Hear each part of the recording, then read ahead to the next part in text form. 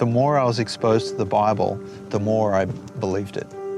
With careful, sequential teaching, like working through expository preaching, exegetical preaching, working through one chapter at a time, I could see the coherence of it and the way that it just made sense, and it just won me over every time.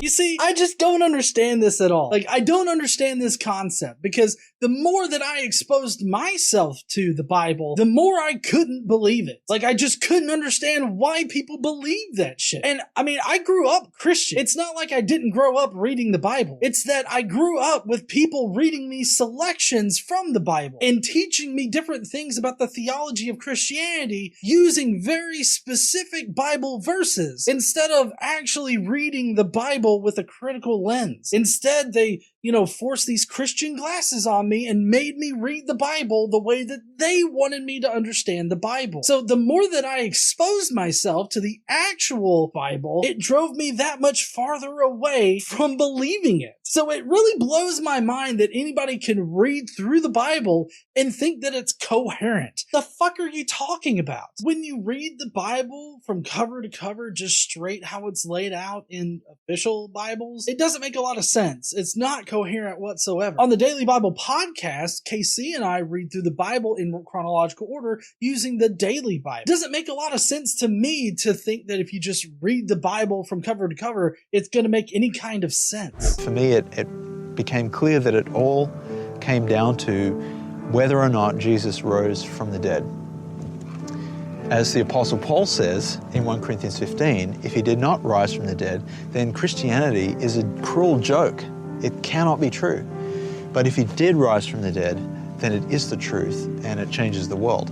Yeah, but I feel like you're falling prey to the possible, therefore probable kind of fallacy. Like, is it possible that Jesus could have risen from the dead? Sure. But I think that nothing in Paul can prove to us that Jesus really did rise. I think Paul is a first-hand account of what happened some 20 years at least after Jesus supposedly died. And even then, Paul only ever talks about how he hallucinated a Jesus. Not that Jesus actually did resurrect from the dead. There's also a bit of a false dichotomy worked in here, because it's either Christianity is true or it was a lie. I don't think that those are the only two possibilities to answer the question of, whether or not Jesus resurrected from the dead. I feel like providing this kind of false dichotomy here that it's either a lie or it's true is looking to lead your audience in a certain direction, because I don't think that anybody would say, oh, well, Paul lied about it. Even if they did, I don't think they can make a solid case that Paul was lying. I think that Paul genuinely believed in his hallucination, but I think that he was mistaken about Jesus resurrecting from the dead. We don't have any eyewitness accounts of even Jesus' death, but also his resurrection. We just have people talking about their hallucinations some 20 years later. So it came down to one question, and that's one of the neat things I've always appreciated about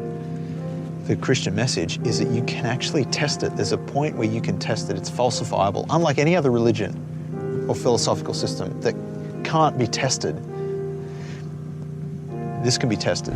Yes, it can be tested, but also that's the reason why I'm not a Christian, is because I did test it. I tested this idea, and there's no historical information that could prove that Jesus resurrected from the dead. There's no eyewitness statements about it. All there are people talking about hallucinations they had after the fact. And just because a belief arises, like the belief that Jesus resurrected from the dead, just because that belief arose does not mean that the belief is based on fact. And I think that this is a pretty big problem that a lot of apologists have. Just because the belief arose at some point in history, that does not mean that it's actually happened. Just that the belief arose. Also, I'd really love to know what other religions he claims can't be tested. I mean, for the life of me, I can't really think of another religion that can't be tested in similar ways that Christianity is tested. If any religion out there makes fantastical claims, we can definitely test those fantastical claims. So I really have no idea what in the fuck he's talking about.